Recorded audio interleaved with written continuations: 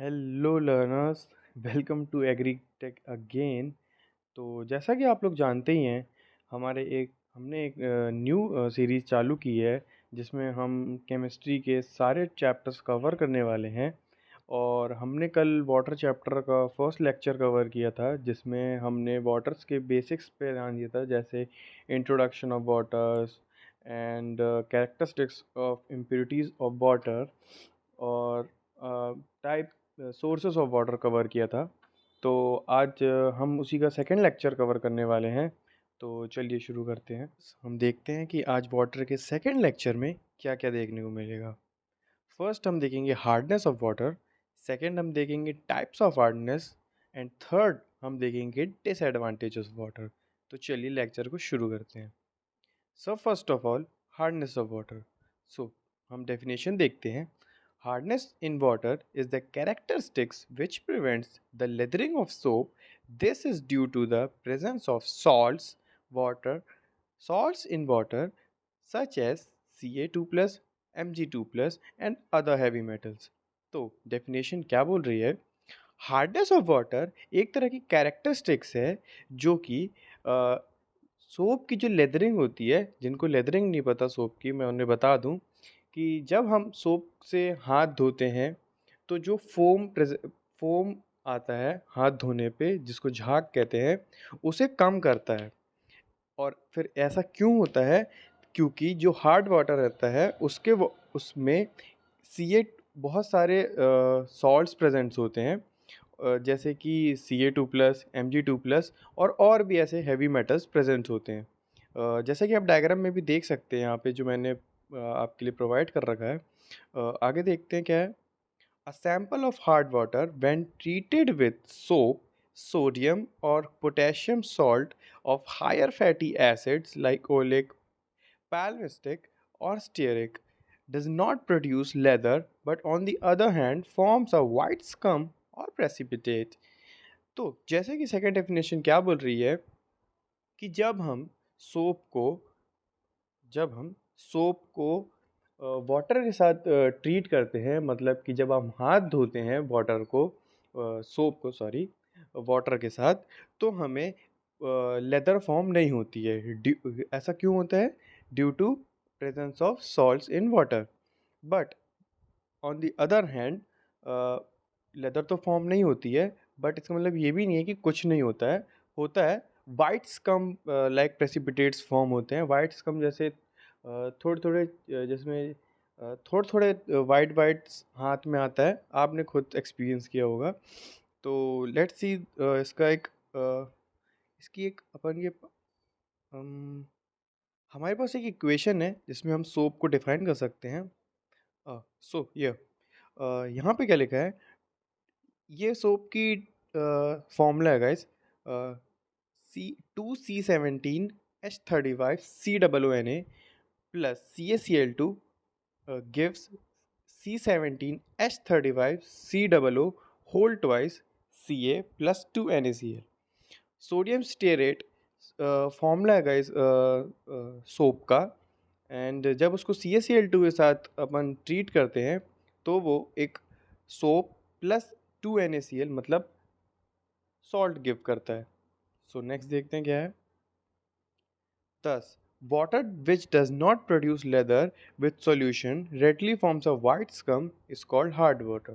तो जैसा कि मैंने आपको पहले बताया कि जो वाटर सोप की ट्रीटमेंट के साथ लेदर फॉर्म नहीं करता है, बल्कि एक वाइट स्कम देता है, जिसमें बहुत वाइट स्कम बोलूँ तो मैं, आप मान सकते हैं कि थोड़े थोड़े वाइट वाइट से दाग धब्बे आते हैं ना हाथ पे, जब अपन वाटर को सोप के साथ ट्रीट करते हैं हाथ में, वैसा अगर फॉर्म हो तो उसको हार्ड वाटर कहते हैं।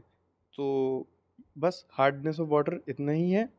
हम आगे देखेंगे कि नेक्स्ट टॉपिक हमारा है टाइप्स ऑफ हार्डनेस। इसकी टाइप्स ऑफ दो तरह की टाइप्स ऑफ हार्डनेस होती हैं, एक टेम्परेरी कार्बोनेट हार्डनेस, एक परमानेंट। सबसे पहले हम टेम्परेरी देखेंगे, देन हम परमानेंट देखेंगे। टेम्परेरी हार्डनेस क्या बोल रही है? This is caused by the presence of dissolved bicarbonates of Ca2 plus, Mg2 plus, carbonate of iron and other heavy metals। Temporary hardness is mostly destroyed by boiling of water. तो जैसा कि definition की बता रही है कि जो temporary hardness होती है वो कैसे आती है, due to the presence of, जैसा कि हमने पहले देख चुका है हार्डनेस ऑफ वाटर में कि उसमें क्या रहता है कि जो प्रेजेंस ऑफ सॉल्ट रहता है उसकी वजह से हार्डनेस ऑफ वाटर आता है। तो इसमें क्या रहता है, dissolves of bicarbonates of Ca2+ and Mg2+। तो आप जैसा कि जानते ही हैं Ca2+ and Mg2+ is a form of a salt that is present in water.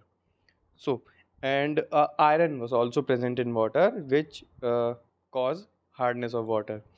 Temporary hardness is mostly destroyed by boiling of water. मतलब कि जो temporary hardness है हम उसको remove भी कर सकते हैं by the process of boiling of water.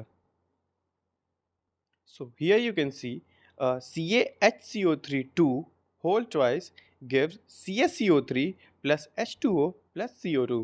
जब हम CaHCO3 whole twice को रिएक्ट करते हैं तो हमें क्या मिलता है, CaCO3 प्लस वाटर जिसको H2O बोलते हैं प्लस CO2 जिसको कार्बन डाइऑक्साइड बोलते हैं। कार्बन डाइऑक्साइड उड़ जाती है इसलिए हमारे पास सिर्फ CaCO3 एंड H2O बचता है। नेक्स्ट इक्वेशन क्या बोल रही है, MgCO3 MgHCO3 होल ट्वाइस को जब हम रिएक्ट करते हैं तो वो हमें देती है MgOH2 whole twice plus 2CO2 जो है 2 कार्बन डाइऑक्साइड। तो जैसा कि आप डायग्राम में भी देख सकते हैं जो कि मैंने आपके लिए प्रोवाइड करवा दिया है, जिससे आप आसानी से समझ पाएंगे कि टेम्परेरी हार्डनेस को आप कैसे रिमूव कर सकते हैं। जैसे कि इसमें दिखा रहा है कि बॉइलिंग ऑफ वाटर से आप जो टेम्परेरी हार्डनेस है उसको आप रिमूव कर सकते हैं ईजिली। सेकेंडली क्या है, परमानेंट और नॉन कार्बोनेट हार्डनेस। इसकी डेफिनेशन क्या बोलती है, this is due to the presence of chlorides and sulphates of Ca2+, Mg2+, Fe2+ and other heavy metals. It is not destroyed on boiling. So guys इसमें क्या दिया गया है डेफिनेशन में कि ये जो परमानेंट हार्डनेस है वो कैसे आती है, due to the presence of chlorides and sulphates of Ca2+, Mg2+ and Fe2+। ये आती है क्लोराइड और सल्फेट के प्रेजेंस के Ca2+, Mg2+ और Fe2+ and other heavy metals की प्रेजेंस में आती है। और परमानेंट हार्डनेस जो है वो बॉइलिंग से डिस्ट्रॉय नहीं की जा सकती, मतलब हम पानी को गर्म करके परमानेंट हार्डनेस को रिमूव नहीं कर सकते हैं। सो नेक्स्ट टॉपिक क्या है, डिसएडवांटेजेस ऑफ हार्ड वाटर। अब भाई हार्ड वाटर है तो उसके डिसएडवांटेजेस भी होंगे। सो let's C first in domestic uses में क्या क्या है। First, washing does not form leather freely with soap solution. This causes wastage of detergent use। तो जैसा कि आप खुद भी जानते हैं कि जब हम वॉशिंग मतलब washing of clothes, different type of washing हो सकती है, मैं यहाँ को क्लोथ्स को कंसीडर कर रहा हूँ। जब हम हार्ड वाटर लेंगे और उसको सोप के साथ धोएंगे तो कोई लेदर फॉर्म नहीं करेगा, और जब लेदर फॉर्म नहीं करेगा तो हमारे कपड़े कैसे साफ़ होंगे। तो इस वजह से हमारा डिटर्जेंट, जो कि डिटर्जेंट भी एक kind of soap like substance है, काइंड ऑफ अपन की क्लीनिंग में ही यूज़ आता है।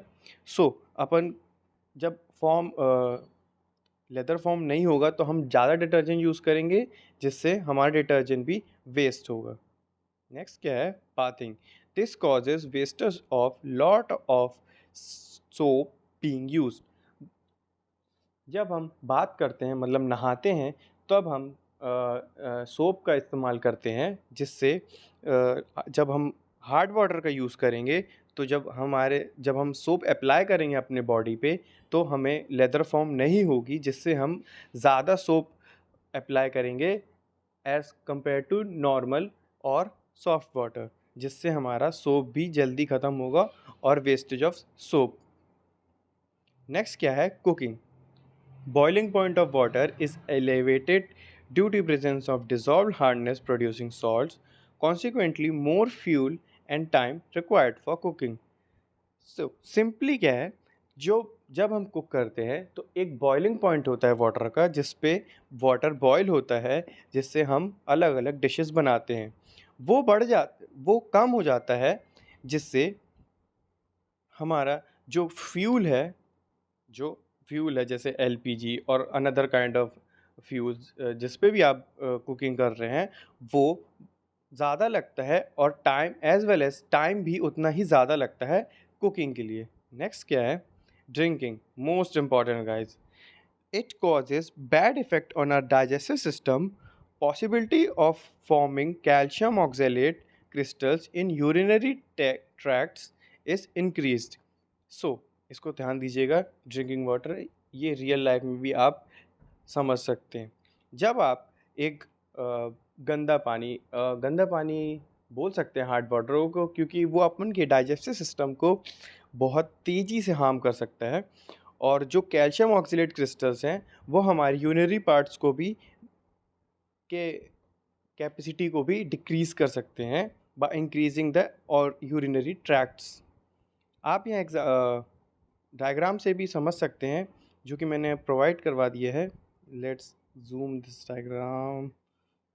Okay, this is washing utensils.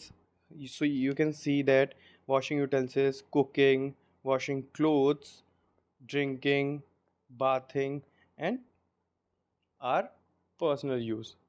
So next slide, we can see that disadvantage of hard water in industrial use. First क्या है? Textile industries. Wastage of soap in washing yarn do not produce exact shades of color. Iron and magnesium salts may cause colored spots on fabrics. तो जैसा कि हम देखते हैं कि जब हम यान को धोते हैं, जिनको यान नहीं पता मैं उनको बता दूं, यान एक तरीके का आप समझ सकते हैं थ्रेड और kind of wool like substance होता है। उस पर हमारा सोप बहुत ज़्यादा बर्बाद होता है उसको धोने में, cause of not lathering of soap do not produce exact shades of colour, जिससे कि वो एग्जैक्ट शेड ऑफ कलर नहीं प्रोड्यूस कर पाता है as expectations. Iron and magnesium salts may cause coloured spots on fabrics. Iron और जो magnesium salts होता है वो कलर्ड स्पॉट्स ऑन फैब्रिक में कलर्ड स्पॉट्स प्रेजेंट्स कर देता है। लाइक जैसे चित्ता चित्ता पड़ जाता है ना कलर्स का फैब्रिक्स में। आपने कई जगह जैसे मार्केट में भी गए होंगे नए क्लोथ्स बाय करने, तो उसमें जो डिस्ट्रॉयड मटेरियल्स रहता है, जो अब वो लोग एक तरफ कर देते हैं, मतलब जो सेल नहीं किया जा सकता है, उस पर आप देखेंगे तो वो एक रीज़न ये भी रहता है कि जैसे आप कोई प्रिंटिंग होती है या फैब्रिक की जो कलरिंग होती है उस पर स्पॉट्स बहुत ज़्यादा आ जाते हैं कलर के। तो इसलिए टेक्सटाइल इंडस्ट्रीज़ में ये इसके डिसएडवांटेज हैं। नेक्स्ट हम देखते हैं sugar industries causes difficulties in the crystallization of sugar due to the presence of sulfates, nitrates and alkali carbonates in water। तो शुगर इंडस्ट्रीज़ में सिंपली है गाइस कि जब हम डिफ़िकल्टीज़ क्रिएट कर देता है due to the crystallisation of sugar, किसकी प्रेजेंस के द्वारा? Sulphates, nitrates and alkali carbonates, जो कि वाटर में प्रेजेंट होते हैं, और वो क्रिस्टलाइजेशन ऑफ शुगर को बनाने में डिफ़िकल्टीज क्रिएट करते हैं। नेक्स्ट क्या है? Dyeing industries. The dissolve calcium, magnesium and iron salts reactly with costly dyes forming undesirable puppets resulting in impure shades and give spots on the fabrics being dyed। जैसा कि textile industries में था, same as well as dyeing industries में भी होता है। हम देखते हैं जो dissolve calcium, magnesium and iron salts हैं वाटर में, जो कि ये डिज़ोल्व होते हैं, कॉज हम देख रहे हैं हार्डनेस ऑफ वाटर के डिसएडवांटेजेस। तो हार्ड वाटर में तो calcium, magnesium and irons like salts dissolve होते हैं, जो कि कॉस्टली डाइज जो कॉस्टली डाइज होती हैं उनको ख़राब कर देते हैं, और इम्प्योर शेड्स और स्पॉट्स ऑन फैब्रिक्स रिजल्ट्स करते हैं। नेक्स्ट क्या है? Concrete making. ये एक इम्पॉर्टेंट टॉपिक है guys, concrete making and disadvantage of hard water. क्योंकि ये यूनिवर्सिटीज़ एग्ज़ाम में कई बार पूछ लेता है कि what are the disadvantage of concrete making by the use of hard water. So let's see. Water containing chloride and sulfate, if used for concrete making, affect the hydration of cement and the final strength of the concrete।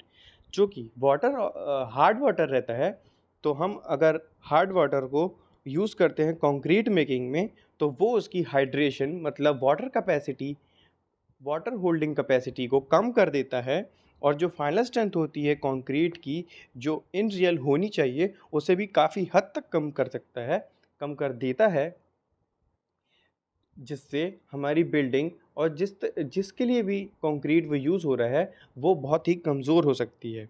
So today's lecture was end here, guys. So thanks for watching. If you have any doubt, you can free to comment below in the comment section.